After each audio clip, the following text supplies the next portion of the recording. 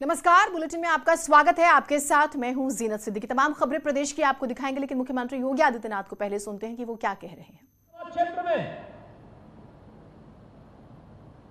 किसी ने 2000, किसी ने 4000 करोड़ रुपए के विभिन्न प्रकार की परियोजनाओं को, मैं उनका भी उल्लेख भी करूंगा थोड़ी देर में, उनको लाए, उनका विकास कराया।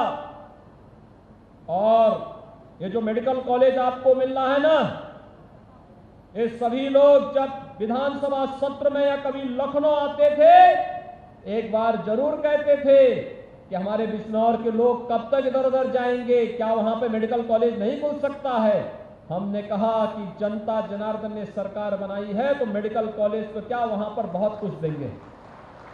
और भाइयों बहनों, आज ये मेडिकल कॉलेज बिजनौर वासियों के लिए यही उपहार लेकर के हमारी सरकार आई है। अब याद करिए, हमने इसकी लागत रखी थी 281 करोड़, और जब पारदर्शी तरीके से ई टेंडरिंग की व्यवस्था आगे बढ़ाई गई तो कुल 246 करोड़ में ही ये भव्य मेडिकल कॉलेज 18 महीने में बन करके तैयार होगा।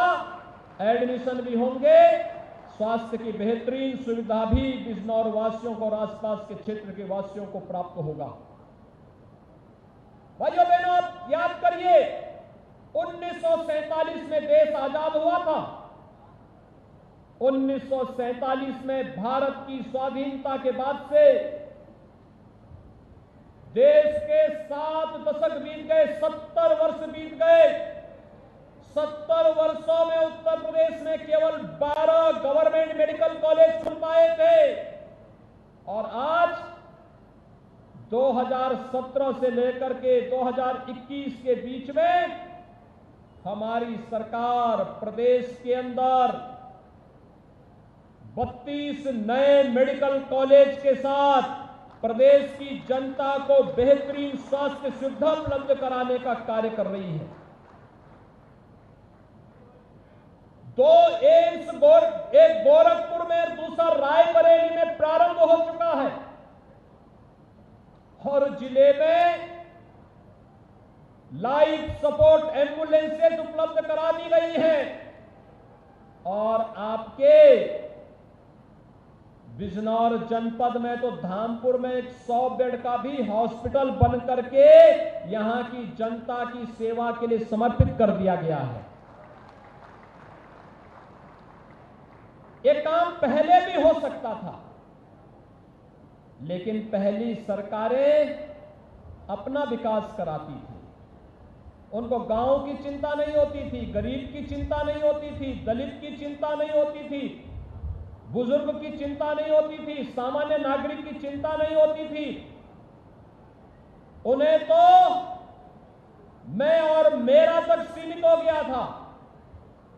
मेरा विकास हो, मेरे परिवार का विकास हो, और उसी के इर्द गिर्द सब घूम करके रह जाता था, और जो बचता था उनके गुर्गे माफिया और गुंडे बनकर के जनता पर कहर डालने का कार्य करते थे।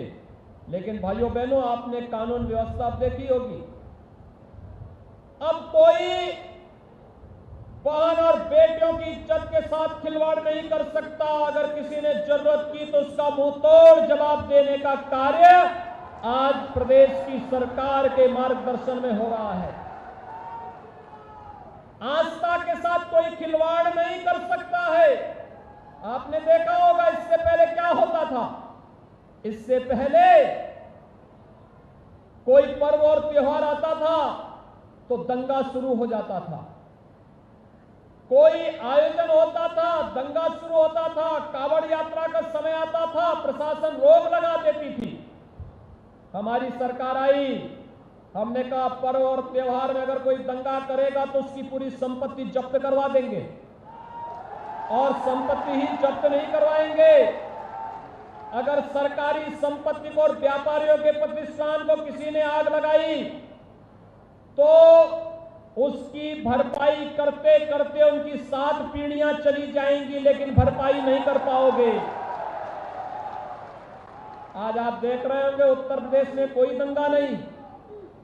4.5 साल पूरे हो गए उत्तर प्रदेश में दंगा नहीं, उत्तर प्रदेश में गौकसी नहीं, उत्तर प्रदेश में गौ तस्करी नहीं, अवैध बूचड़खाने बंद हो गए और बहन और बेटियों की सुरक्षा का पुख्ता इंतजाम करते हुए सुनिश्चित किया गया कि उनकी सुरक्षा होनी चाहिए और साथ साथ जब पुलिस की भर्ती हो तो 20% स्थानों पर बेटियों की भर्ती जरूर होनी चाहिए।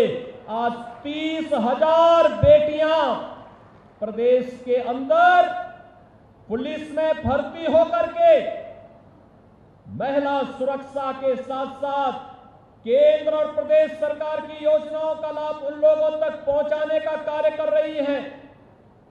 भाइयों बहनों, ये काम इसलिए हो पा रहा है क्योंकि सरकार की नीयत साफ है, सरकार जनता को समर्पित है और सरकार बिना भेदभाव के योजनाओं का लाभ आप तक पहुंचा रही है।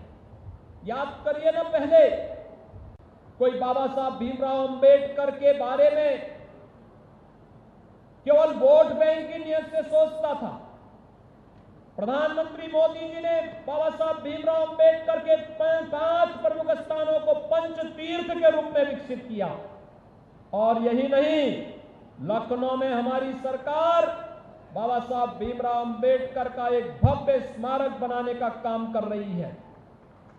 हमने काशी में संत रविदास जी के पावन प्राकट्य स्थल पर भी उनका भव्य मंदिर और साथ साथ पर्यटन विकास की सुविधाओं को विकसित करने की कार्रवाई को तेजी के साथ आगे बढ़ाया है और महर्षि वाल्मीकि के पावन साधना स्थली लालापुर विकास की नई और पर्यटन सुविधाओं की नई ऊंचाइयों को छूता हुआ आगे बढ़ रहा है। ये बदला हुआ उत्तर प्रदेश, ये वही उत्तर प्रदेश है जहां पिछली सरकारों में कहा जाता था कि अयोध्या में कोई परिंदा नहीं मार सकता।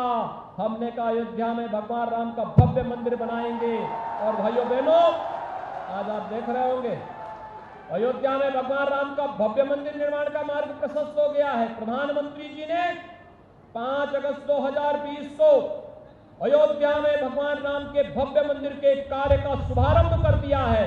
अब अयोध्या में दुनिया की कोई ताकत मर्यादा पुरुषोत्तम भगवान श्री राम के भव्य मंदिर निर्माण को रोक नहीं सकता है और आगामी 3 वर्ष के अंदर जब भगवान राम का यह भव्य मंदिर बनेगा, दुनिया का सबसे दिव्य और भव्य मंदिर होगा।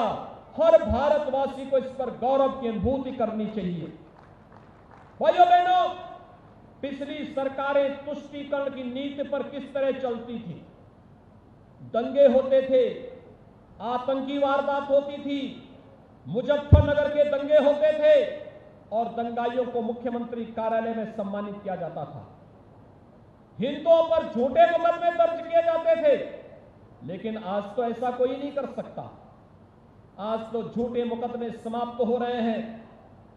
स्पेशल लोक अदालत के माध्यम से जितने फर्जी मामले समाप्त करवाए जा रहे हैं, अनावश्यक किसी को परेशान न होना पड़े। किसान भाइयों के लिए केंद्र की सरकार और प्रदेश सरकार पूरे समर्पित भाव के साथ कार्य कर रही है। 2017 में आते ही हमारी सरकार ने 86 लाख किसानों का 36,000 करोड़ रुपए का कर्ज माफ किया और भाइयों बहनों, प्रधानमंत्री मोदी जी ने हर किसान को प्रधानमंत्री किसान सम्मान निधि के साथ जोड़ करके उनके जीवन को सम्मान और स्वावलंबन के साथ जोड़ने का काम भी किया है।